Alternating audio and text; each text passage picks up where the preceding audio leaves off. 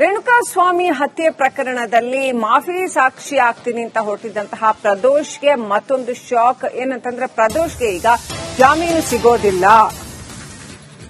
Bale ಬಗ್ಗೆ ಕಾನೂನು ತಜ್ಞರು ಏನ್ ಹೇಳ್ತಾರೆ ಅಂತ ನೋಡಿದ್ರೆ, ಮಾಫಿ ಸಾಕ್ಷಿ ಪಡೆಯೋದಕ್ಕೆ ಕೋರ್ಟ್ಗೆ ಕರ್ಕೊಂಡು ಬರ್ತಾರೆ, ಸಾಕ್ಷಿ ಹೇಳಿಕೆ ಪಡಿತಾರೆ, ಆದ್ರೆ ಜೈಲಿನಿಂದ ಬಿಡುಗಡೆ ಸಿಗೋದಿಲ್ಲ. ವಿಚಾರಣೆ ಹಂತದಲ್ಲಿ ಈಗ ಇನ್ನೂ ಆರೋಪಿನೇ ಆಗಿರೋದ್ರಿಂದ ಬೇಲ್ ಸಿಗೋದಿಲ್ಲ ಅಂತ ಆರೋಪಿ ವಿನಯ್ ಪರ ವಕೀಲ ರಂಗನಾಥ್ ರೆಡ್ಡಿ ಹೇಳಿಕೆ ಕೊಟ್ಟಿದ್ದಾರೆ. ಕಲಂ 306 ಸಬ್ಸೆಕ್ಷನ್ 4 ಸಿಆರ್ಪಿಸಿ ಪ್ರಕಾರ ಯಾರಿಗೆ ಮಾಫಿ ಸಿಕ್ಕರೂ ಕೂಡ ಆತ ಜಾಮೀನಿನಲ್ಲಿ ಹೊರಗಡೆ ಇದ್ರೆ, ಆತ ಮೊದಲೇ ಜಾಮೀನಿನಲ್ಲಿ ಹೊರಗಡೆ ಇದ್ರೆ ಮಾತ್ರ ಹೊರಗಡೆ ಉಳಿತಾನೆ.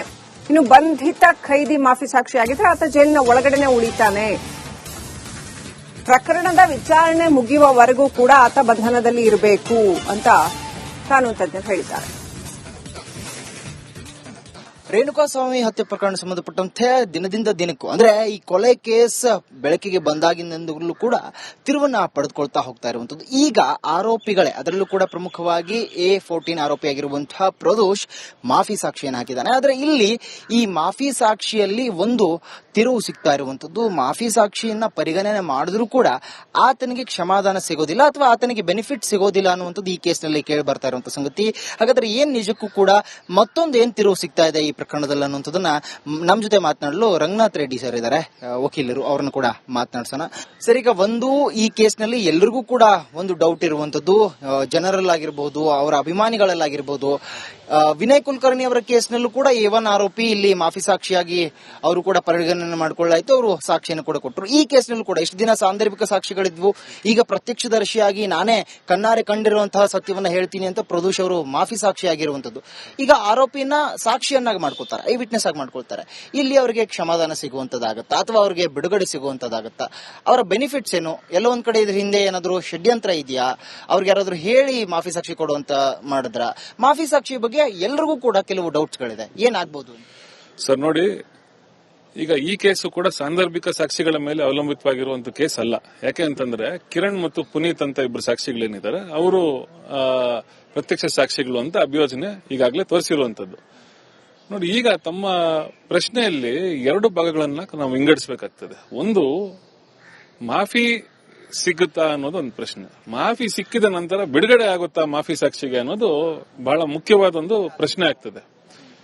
ನೋಡಿ, ಈಗ ಉದಾಹರಣೆಗೆ 14ನೇ ಆರೋಪಿ ಪ್ರದೋಷ್ ರವರು ಏನು ಒಂದು ಮಾಫಿ ಹೇಳಿಕೆಯನ್ನ ನ್ಯಾಯಾಲಯಕ್ಕೆ ಸಲ್ಲಿಸಿದ್ದಾರೆ. ನ್ಯಾಯಾಲಯ ಆ ಒಂದು ಅರ್ಜಿಯನ್ನ ಸ್ವೀಕೃತ ಮಾಡಿ ಅವರಿಗೆ ಮಾಫಿ ನೀಡಿದ್ದಲ್ಲಿ ಅವರು ನ್ಯಾಯಾಲಯಕ್ಕೆ ಅವರನ್ನ ಕರೆತಂದು ಅವರ ಹೇಳಿಕೆಯನ್ನ ಪಡೆಯೋದು ಒಂದು ಪ್ರಕ್ರಿಯೆ ಆಗ್ತದೆ. ನೋಡಿ, ತದನಂತರ ನ್ಯಾಯಾಲಯ ಅವರನ್ನ ಮಾಫಿ ಸಾಕ್ಷಿ ಅಂತ ಪರಿಗಣಿಸಿದ್ದೇ ಆದಲ್ಲಿ, ಅವರನ್ನ ಈಗಾಗಲೇ ಮಾಫಿ ಸಾಕ್ಷಿ ಅಂತ ಪರಿಗಣನೆ ಆದ ನಂತರ ಅವರನ್ನ ನ್ಯಾಯಾಲಯಕ್ಕೆ ಕರೆತರುವಂತದ್ದಾಗ್ತದೆ ಅವರ ಸಾಕ್ಷಿಯನ್ನ ಪಡೀಲಿಕ್ಕೆ. ಆದ್ರೆ ಅವ್ರಿಗೆ ಈ ಪ್ರಕರಣದಿಂದ ಮಾಫಿ ಸಿಕ್ಕಿದ್ರೂ ಕೂಡ ಇಲ್ಲಿ ಬಹಳ ಒಂದು ಮುಖ್ಯವಾದ ಅಂಶ ಏನಂತಂದ್ರೆ, ಅವರಿಗೆ ಹೊರಬರ್ಲಿಕ್ಕೆ ಸಾಧ್ಯ ಆಗೋದಿಲ್ಲ. ಅಂದ್ರೆ ಏನು ಅವರು ಈಗ ಪರಪನಗರ ಒಂದು ಜೈಲಿನಲ್ಲಿ ಅವರನ್ನ ನ್ಯಾಯಾಂಗ ಬಂಧನದಲ್ಲಿ ಇರಿಸಿದ್ದಾರೆ. ಆ ಬಂಧನದಿಂದ ಅವರು ಹೊರಗೆ ಬರೋದಕ್ಕೆ ಕಾನೂನಿನಲ್ಲಿ ಅವಕಾಶ ಇಲ್ಲ.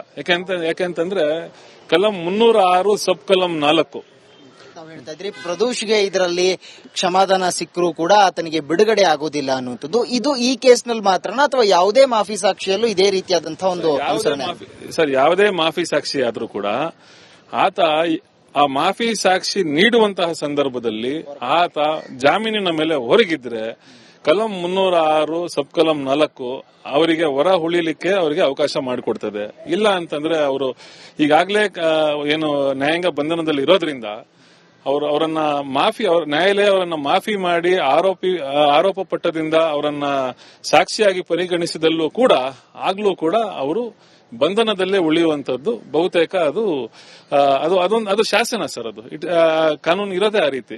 ಕಲಂ 306 ಸಬ್ ಕಲಂ 4 ನಾನು ಮತ್ತೆ ಅದು ತಿಳಿಸಿದ್ದೀನಿ ತಮಗೆ.